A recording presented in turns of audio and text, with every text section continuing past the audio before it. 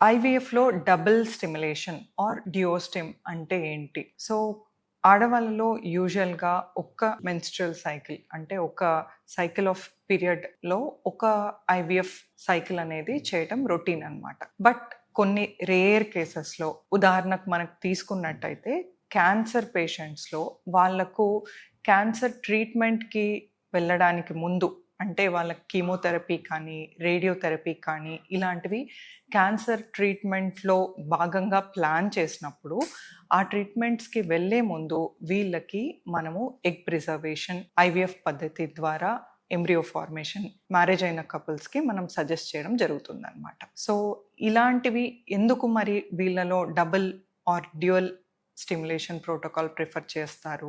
వీళ్ళలో మనకు time frame అనేది లిమిటెడ్గా ఉంటుంది అనమాట. So cancer treatment is a priority. So cancer ట్రీట్మెంట్కి వెళ్ళే ముందు అంటే కీమోథెరపీ ఆర్ రేడియోథెరపీ తీసుకోవడానికి ముందు మరి ఎందుకు మనము ఐవీఎఫ్కి వెళ్ళమని సజెస్ట్ చేస్తాము కపుల్స్కి అన్నట్టంటే, ఈ కీమోథెరపీ వల్ల కావచ్చు, రేడియోథెరపీ వల్ల కావచ్చు, లేదు అంటే కొంతమందికి ఓవరీస్లోనే క్యాన్సర్ ఉన్నప్పుడు ఇలాంటి కండిషన్స్లో ఏంటి అంటే మనం రేడియోథెరపీ కానీ కీమోథెరపీ కానీ క్యాన్సర్ ట్రీట్మెంట్లో భాగంగా ఇచ్చినప్పుడు అది క్యాన్సర్ కణాలనే కాకుండా అండాశయాల్లో పెరిగే ఎగ్స్ని కూడా డ్యామేజ్ చేయడానికి స్కోప్ ఉంటుంది అనమాట.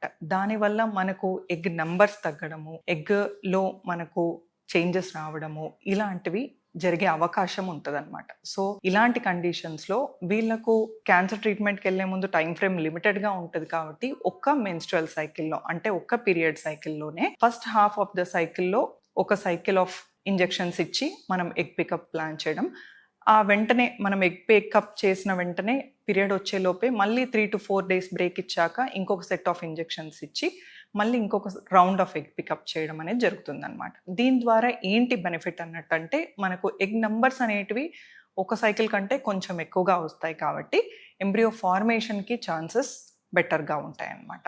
Thank you.